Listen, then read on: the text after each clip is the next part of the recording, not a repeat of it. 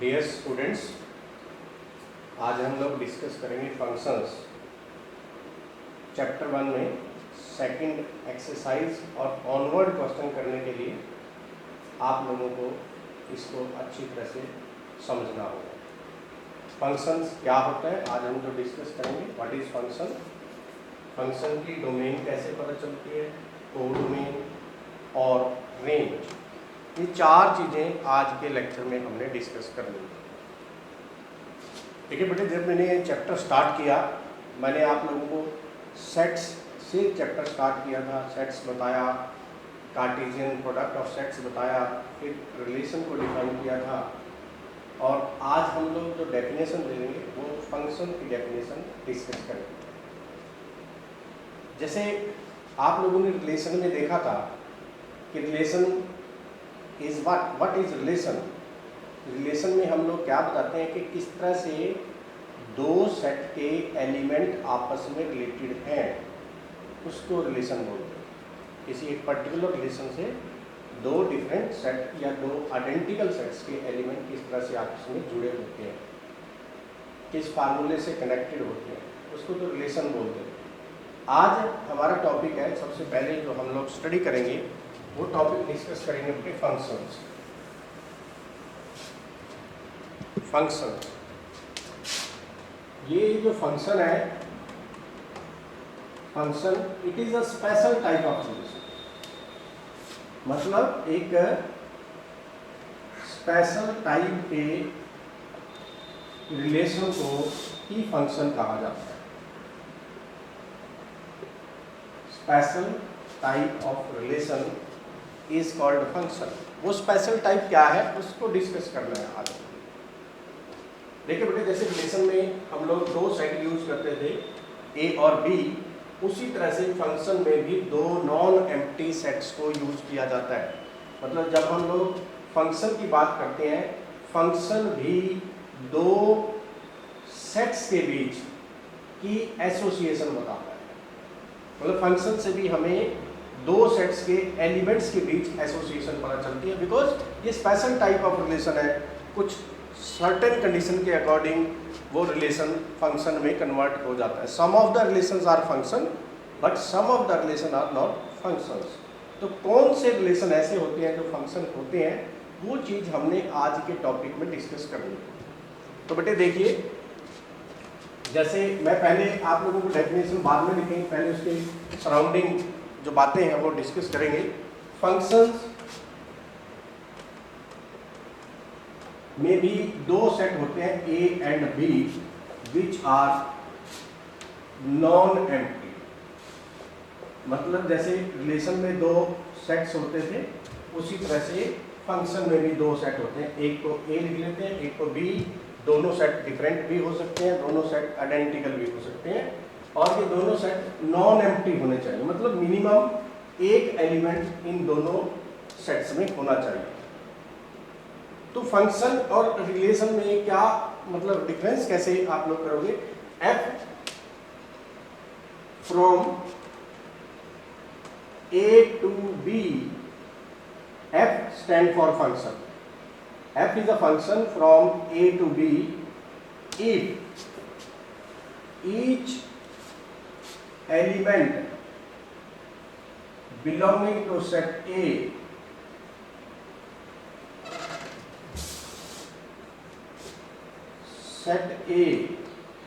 is associated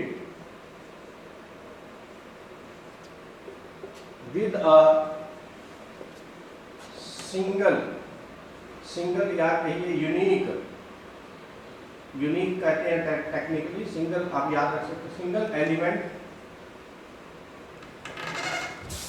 of set B. अब आप लोग इसकी डेफिनेशन को अच्छे तरीके से समझें। मतलब फंक्शन में ए और बी दो सेट्स होते हैं, दोनों नॉन एम्प्टी होने चाहिए। अगर किसी भी फंक्शन के ए सेट में जितने भी एलिमेंट लिखे हैं, हर एक एलिमेंट ए सेट का हर एक एलिमेंट बी सेट के किसी न किसी एलिमेंट के साथ एसोसिएट होता हो। मतलब ए सेट का हर एलिमेंट बी सेट के एलिमेंट्स के साथ पेयर बनाता हो। अगर पेयर की बात करें, पेयर बनाता हो then it is called a function. Unique pair बनाता हूं, यूनिक वर्ड भी है यहाँ पे यूनिक। ठीक है, एग्जाम्पल के थ्रू सारे को डिस्कस करेंगे। एग्जाम्पल लिखते हैं पहले। सपोज ए हमारा सेट है 1 2 3 4 और बी सेट है बेटे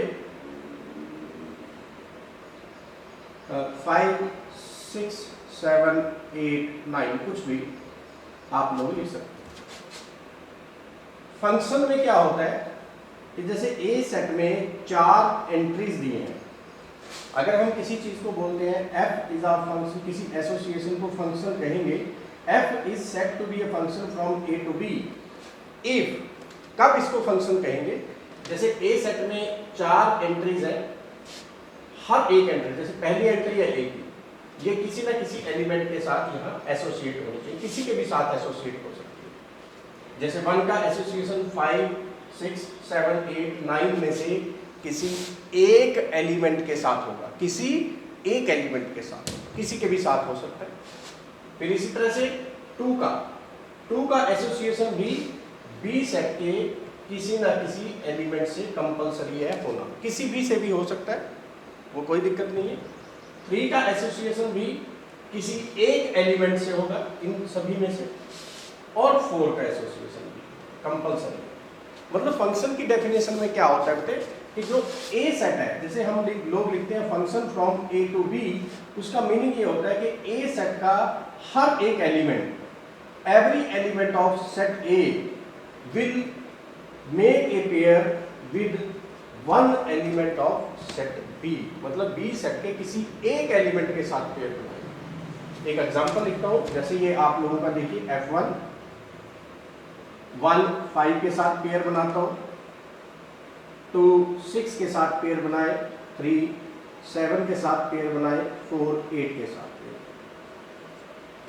इन पेयर्स में देखिए 1 का भी यूज है, 2 का भी यूज है, एक ही बार यूज है 2 का, 3 का भी एक ही बार यूज हुआ और 4 का भी एक बार। मतलब ए सेट के हर एलिमेंट का यूज हुआ, but how many times? Only once. तो दिस बिकम्स अ फंक्शन।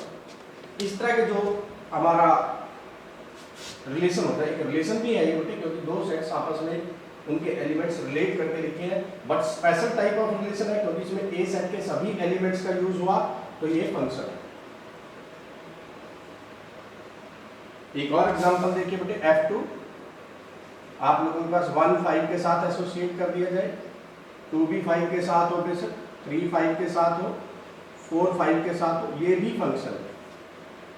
दोबारा मैं इसी एग्जाम्पल को फिर बताता हूं बेटे, दोबारा दूसरे तरीके से लिख के बताते हैं। मैंने जो आप लोगों को बताया वो क्या बताया कि फंक्शन में 2 सेट्स इन्वॉल्व होते हैं, 2 सेट्स होते हैं फंक्शन में। जैसे एक सेट ए है, ये मैंने लिखा बेटे 1 2 3 4, और ये सेट बी है, मैंने लिखा यहाँ 5 6 7 8 9, राइट? या 5 6 7 8 भी लिख लेंगे तब भी कोई ऐसी दिक्कत नहीं है। मतलब नॉन एम्प्टी होने चाहिए ए और बी, मतलब मिनिमम एक एलिमेंट यहाँ होना चाहिए, मिनिमम एक एलिमेंट यहाँ होना चाहिए। तो फंक्शन की डेफिनेशन में क्या कंपल्सन है? जैसे ए सेट में 4 एलिमेंट है, जो 1 है वो किसी ना किसी एलिमेंट के साथ एक पेयर बनाएगा, जैसे 1 5 के साथ एसोसिएट है, फिर 2 भी किसी ना किसी के साथ एसोसिएट होगा, 3 भी किसी एक एलिमेंट के साथ एसोसिएट होगा, और 4 भी किसी ना किसी के साथ एसोसिएट होगा। मतलब ए सेट का कोई भी एलिमेंट अनएसोसिएटेड नहीं बचेगा, बट ए सेट का जब पहला एलिमेंट है किसी एक एलिमेंट के साथ एसोसिएट होगा, तो देन इट इज फंक्शन। ये एक फंक्शन का एग्जांपल है। इस फंक्शन को हम लोग पेयर्स की फॉर्म में अगर लिखना चाहें तो ऐसे लिख सकते हैं 1 5 2 6 3 7 4 8, ये फंक्शन। एक और एग्जांपल आप लोगों को देता हूं। ए सेट सपोज वही 1 2 3 4 है, और बी सेट 5 6 7 8 है, अगर बेटे 1 5 के साथ कनेक्टेड हो, एसोसिएटेड हो, 2 भी 5 के साथ हो जाए, 3 बेशक 6 के साथ हो जाए, 4 भी 5 के साथ हो जाए, तब भी ये फंक्शन है। रीजन, ए सेट का हर एलिमेंट यूज हुआ, 1 ने किस एलिमेंट के साथ पेयर बनाया, सिर्फ एक एलिमेंट के साथ, दैट इज 5। 2 ने किसके साथ पेयर बनाया, 5 के साथ। 3 ने किसके साथ पेयर बनाया, 6 के साथ। 4 ने किसके साथ पेयर बनाया, 5 के साथ। It is also function, it is also function. और इसको अगर हम लोग लिखना चाहें तो ऐसे लिख सकते हैं, F2 1 5 2 5 3 6 4 5, ये भी बेटे फंक्शन है। एक ऐसा एग्जांपल देता हूँ आप लोगों को जो फंक्शन नहीं होगा, इसी में से एग्जांपल देखना है, आपने सर्च करना है बेटे।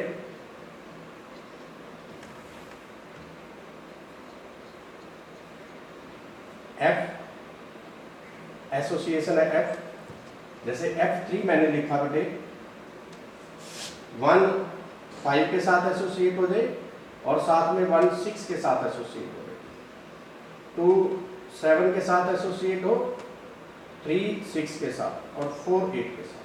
अब देखिए यहाँ हमारा एलिमेंट 1 है, वो 5 के साथ एसोसिएट भी है और 1 6 के साथ एसोसिएट है, 2 7 के साथ एसोसिएट है, 3 6 के साथ एसोसिएट है और 4 8 के साथ एसोसिएट। अब अगर आप लोग इस F3 को देखें, इसमें 1 एलिमेंट 2 बार यूज हुआ, मतलब 1 5 के साथ भी पेयर बनाता है, 1 6 के साथ भी पेयर बनाता है, तो ये फंक्शन नहीं है, नॉट अ फंक्शन। उसका रीज़न क्या है बेटे, कि फंक्शन की डेफिनेशन थी कि फंक्शन में ए सेट का हर एक एलिमेंट, यहाँ से ए सेट का हर एक एलिमेंट किसी एक एलिमेंट के साथ पेयर बनाए, किसी एक। यहाँ 1 ने पेयर बना दिया 5 के साथ और 1 ने पेयर बना दिया 6 के साथ, तो इस कारण ये चीज़ फंक्शन नहीं है।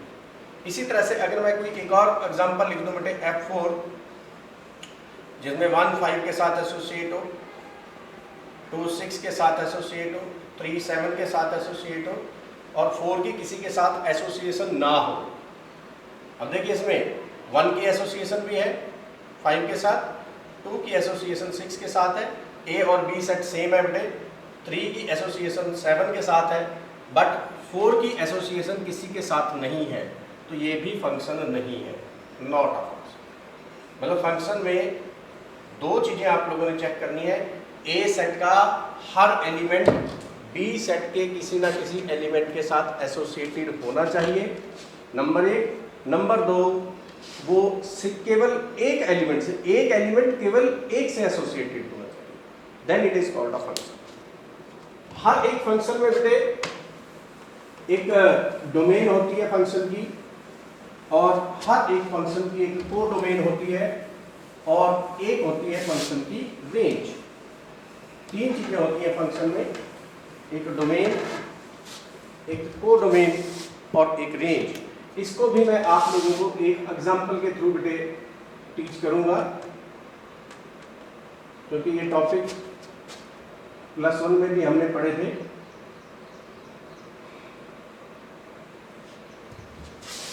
When we say f is a function from a to b, जो a सेट होता है, इस पूरे सेट को हम बोलते हैं डोमेन ऑफ फंक्शन।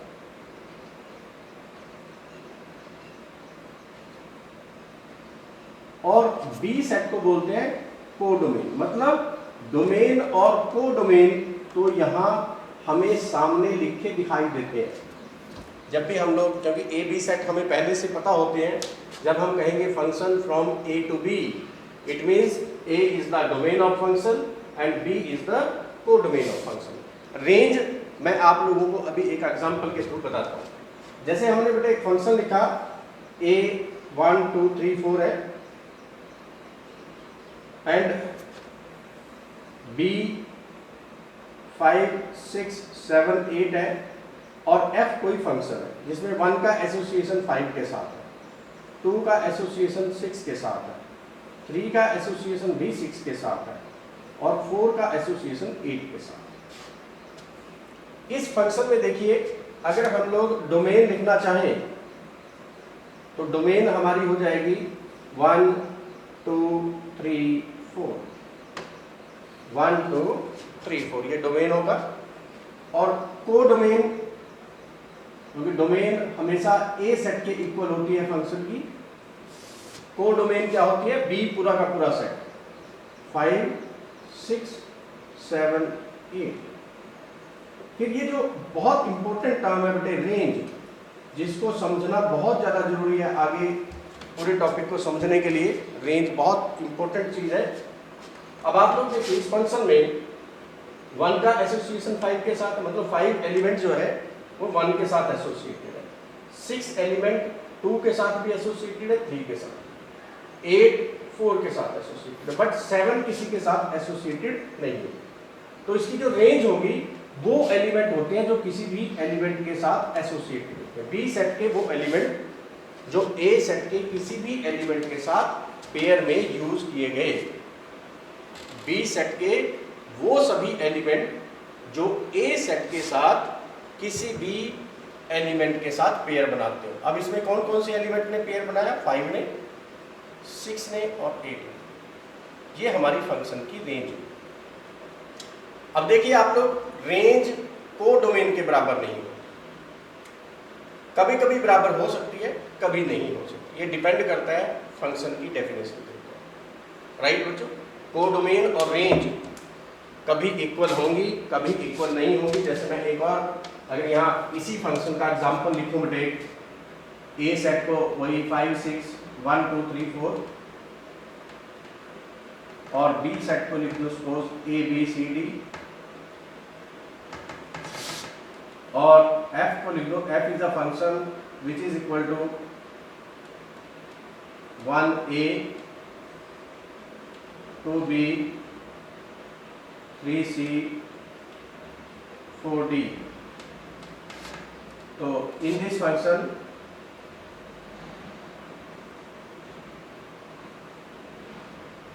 ये तो पूरा का पूरा सेट डोमेन है।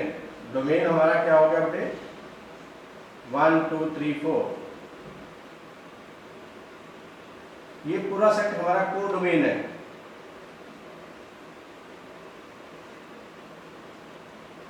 A B C D. फिर तीसरी टर्म हमें लिखनी है रेंज। रेंज होगी, आप लोग यहाँ देखिए जो पेयर्स लिखे हैं हमने, इन पेयर में दूसरे नंबर पे जो एंट्री लिखी है वो हमारी रेंज बन जाएगी, और वो एंट्रीज क्या है, ए बी सी डी। तो इस क्वेश्चन में जो हमारी को डोमेन है वही रेंज है, मतलब को डोमेन रेंज के इक्वल भी हो सकती है और रेंज को डोमेन का प्रॉपर सबसेट भी हो सकती है। मतलब जो रेंज में एलिमेंट आएंगे वो कभी को डोमेन से ज़्यादा नहीं हो सकते, हमेशा को डोमेन के इक्वल रहेंगे या को डोमेन से कम रहेंगे। ये तब फंक्शंस को पेयर्स की फॉर्म में कैसे लिखते हैं। अब जो ज़्यादातर हमारे फंक्शंस हैं उन फंक्शंस को हम लोग दो तरीके से लिखते हैं, पेयर्स की फॉर्म में भी फंक्शंस लिखते हैं और फंक्शंस को हम लोग इक्वेशंस की फॉर्म में भी लिखते हैं, फार्मूले की हेल्प से भी लिखते हैं। जैसे देखिए आप इस तरह से आइडेंटिफाई करोगे कि एक formula f is a function from a to b, या a की जगह लिखते हैं हम real number to real number given by f(x) equal to x square. f(x) means यहाँ बेटे y होता है equal to x square. f(x) भी लिख सकते हैं, y भी लिख सकते हैं। f(x) equal to x square ये एक फंक्शन है। बिकॉज किसी भी फार्मूले को देख के भी आप लोग आइडेंटिफाई कर सकते हो कि वो फार्मूला कोई फंक्शन बनाएगा या नहीं बनाएगा। जैसे देखिए आप लोग यहाँ आप x की जगह कोई भी वैल्यू पुट करोगे, कोई भी x की जगह कोई वैल्यू पुट करो, y की कितनी वैल्यू आंसर आएंगी, एक ही आंसर आएगी। जैसे आप लोग x की जगह 1 पुट करते हो तो you will obtain y equal to only 1। x की जगह -2 पुट करते हो, आप लोग y की वैल्यू कितनी आती है, -2 स्क्वायर, दैट इज 4। एक ही आंसर आया। आपने एक वैल्यू x की पुट की, एक ही वैल्यू ऑब्टेन हुई y की। तो जितने भी एक्सप्रेशन ऐसे होते हैं, जैसे y equal to F of x, मतलब x की फॉर्म में कोई भी रिजल्ट यहाँ पे लिखा हो, कुछ भी लिखा हो, if for substitution of one value of x we obtain one value of y, then the above formula is a function.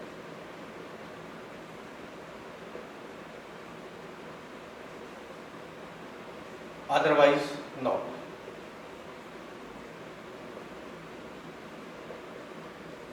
मतलब इस फार्मूले को देखना है, इस फार्मूले में देख के अगर आप लोग x की कोई वैल्यू पुट करें, y कैलकुलेट हो जाए तो फंक्शन है, नहीं कैलकुलेट हो तो फंक्शन नहीं है। जैसे example y equal to X plus X square plus 3, ये फंक्शन है। बट अगर y square equal to x लिख दो मैं, ये not a function. y not a function, क्योंकि जब आप लोग इसमें x की जगह 1 लिखोगे तो y स्क्वायर कितना होगा बेटे 1 और y की वैल्यू प्लस माइनस 1, दो वैल्यूज आ जाएंगे, टू वैल्यूज y की। कौन कौन सी दो वैल्यूज आएंगी, एक +1 और एक -1। x की एक वैल्यू पुट की तो y की दो वैल्यू ऑब्टेन हुई। Due to this reason this is not a function. तो मतलब कोई भी फंक्शन जब पेयर की फॉर्म में लिखा हो उसको, सॉरी कोई भी रिलेशन जब पेयर्स की फॉर्म में लिखा हो उसको देख के भी आप आइडेंटिफाई कर देंगे कि फंक्शन है या नहीं। और अगर कोई भी रिलेशनशिप इक्वेशन की हेल्प से लिखी है, उस इक्वेशन को देख के भी आप उसको आइडेंटिफाई कर सकते हैं कि वो फंक्शन होगा या नहीं होगा। राइट बच्चों? अब जब हम कोई फंक्शन में पेयर्स लिखते हैं, सपोज हमने जैसे पिछले एग्जांपल लिखा था a1 2 3 4, b5 6 7 8 और f1 को लिखा था 1 5 2 6 3 7 4 8। हियर 5 जो सेकंड नंबर का एलिमेंट है is called f image of 1। जो सेकंड एलिमेंट है उसको पहले एलिमेंट का f इमेज बोलते हैं। इसी तरह से 6 is called f image of 2, 7 is called f image of 3, 8 is called f image of 4। मतलब in each pairs second entry is called f image of first entry, and reverse of this inverse क्या होता है इसका? Inverse का मतलब उल्टा क्या पढ़ते हैं इसको? 1 is called pre image of 5, 2 is called pre-image of 6, 3 is called pre-image of 7, and 4 is called pre-image of 8। मतलब पहली एंट्री प्री इमेज होती है दूसरी का, और दूसरी एंट्री इमेज होती है पहली एंट्री का। राइट बच्चों? यही थी टॉपिक था हमारा आज का, जिसमें हमने 4 चीज़ें डिस्कस की। फंक्शन होता क्या है, स्पेशल टाइप ऑफ रिलेशन, फिर डोमेन क्या होती है ए सेट पूरा, कोडोमेन क्या होती है बी सेट पूरा, और रेंज क्या होती है बी सेट की वो वैल्यूज जो फंक्शंस में ए सेट की वैल्यू के साथ